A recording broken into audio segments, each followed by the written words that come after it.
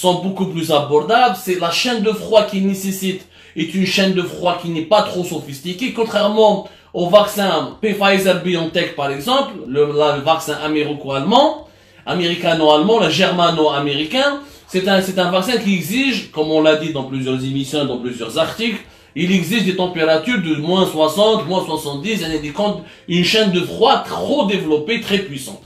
AstraZeneca, c'est le vaccin qui est, jusqu'à maintenant, le vaccin occidental, parce que le groupe AstraZeneca, il y a des Anglais, des Suédois, l'université, les chercheurs de l'université d'Oxford, ils ont fait ce vaccin qui a prouvé son efficacité selon plusieurs études scientifiques indépendantes. Ouais, de les études, en termes qualité-prix, c'est le plus intéressant. Pourquoi? Parce que AstraZeneca, il a été déjà autorisé, enregistré en Inde, début du mois de janvier. Il faut comprendre que l'Inde, c'est un laboratoire indien, Lazarhead, la majorité des laboratoires qui seront les sous-traitants.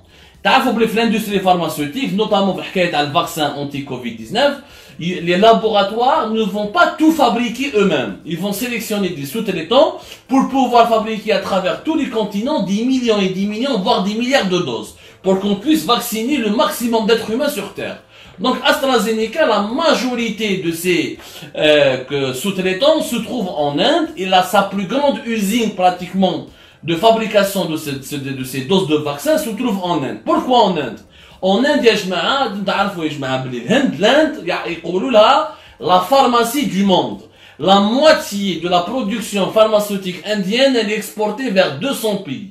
L'Inde, elle a exporté en 2017-2018 plus de 17 milliards de dollars.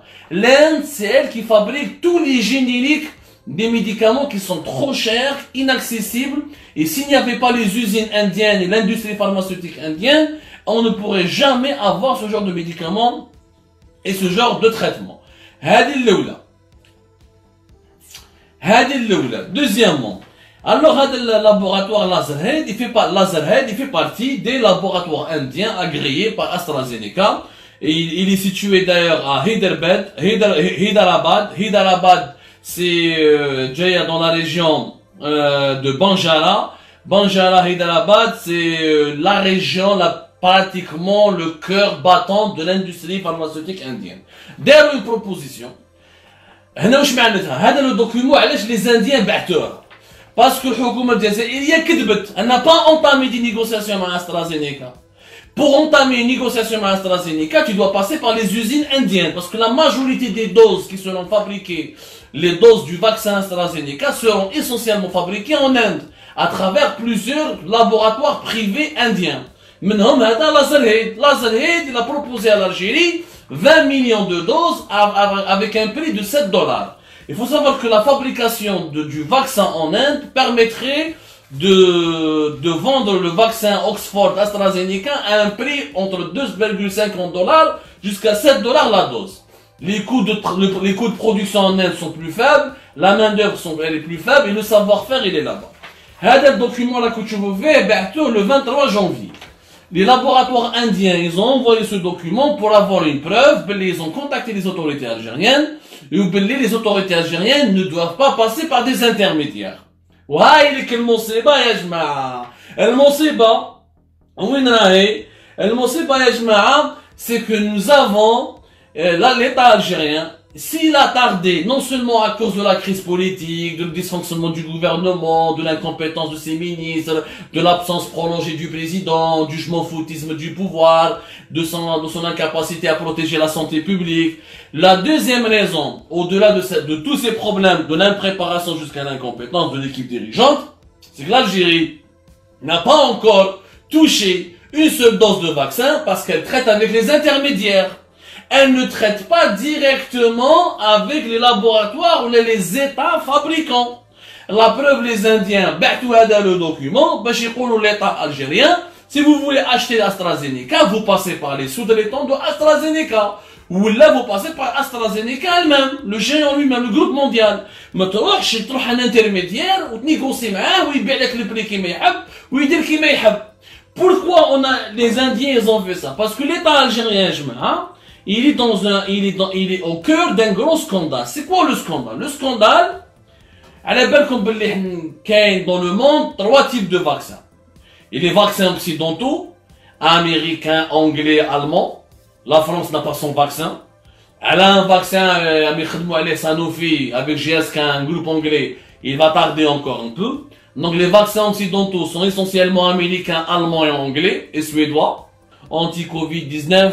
Pourquoi l'Algérie n'a pas encore reçu son vaccin, alors que le Maroc voisin il a reçu déjà 2 millions de doses, alors que un pays comme la Guinée-Conakry, qui est beaucoup plus pauvre que l'Algérie, qui a des moyens beaucoup plus modestes, a commencé à vacciner en utilisant le vaccin russe depuis le 30 décembre dernier, et avant même l'année 2021, et l'Algérie qui est en train d'attendre, toujours avec les rumeurs, avec les spéculations. Nous avons aujourd'hui un document à vous montrer, il est important, et nous avons beaucoup de choses à vous raconter, puis je te fais le scandale qui entoure la gestion opaque du vaccin contre le coronavirus Covid-19. Alors je disais bien, le vaccin, l'histoire du vaccin ressemble étrangement à l'histoire de la maladie de Tebboune. Le vaccin hada ou la kima Tebboune, les rumeurs. La dernière rumeur est sortie qui est en train de circuler à Alger, comme quoi le vaccin russe il est déjà arrivé, les fameux 500 000 doses, ou là une partie de ces 500 000 doses, ils n'ont pas encore annoncé, ils sont en train de faire des préparatifs, dans quel sens, pour quel but, naturellement c'est que des spéculations. Le vaccin hada ou là qui met tebboun, jat tebboun, maouch مريض, hay, yimshi, maouch yimshi, atas, il a fait un bisou, il a fait un sourire, ou là un objet de spéculation et de rumeur. Pourquoi? Parce que ce dossier a été géré de manière catastrophique. Catastrophique pourquoi? Parce que nous avons, au cours de nos investigations, fait l'enquête c'est quand même incroyable. Incroyable quand tu vois l'Algérie, 4e pays le plus riche en Afrique, en termes de richesse, en termes de PIB, de richesse annuelle produite par an, nous sommes le 4e PIB le plus riche. L'Afrique du Sud, le Nigeria et l'Égypte, il y a l'Algérie. Et à la fin, on se retrouve qu'il y a plusieurs pays à travers le monde, et des petits pays simples, et des petits pays avec des moyens très limités, ils ont obtenu le vaccin de l'Algérie. Maintenant, la Guinée-Conakry. La Guinée-Conakry, تحوسوا عليها يا جماعة في la carte géographique. Moi, j'ai eu l'occasion d'aller à Conakry. C'est un pays qui a énormément souffert, de l'Ebola. L'épidémie de l'Ebola, elle est née dans les rues de Conakry.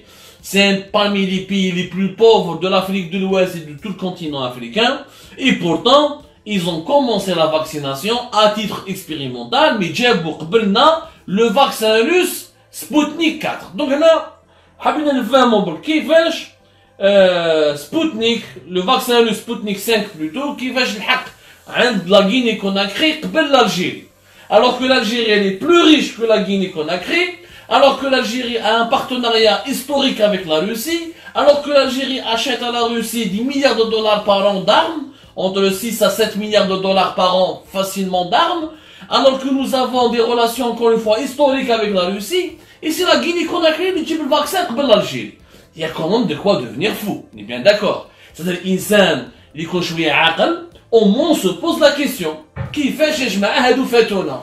واش داروا؟ ما عندهم دراهم تاعنا، ما عندهم لا بوزيسيون جيوغرافيك تاعنا، ما عندهم العلاقات التاريخية اللي عندنا مع روسيا، ما عندهم الدراهم، ما عندهم مساكن، عندهم مشاكلهم، بلاد فقيرة والله. أنا صراحة وأنا جو سالو لي غينيان qui j'ai eu l'occasion de me faire beaucoup d'amis en Guinée-Conakry, des gens braves, pauvres mais dignes.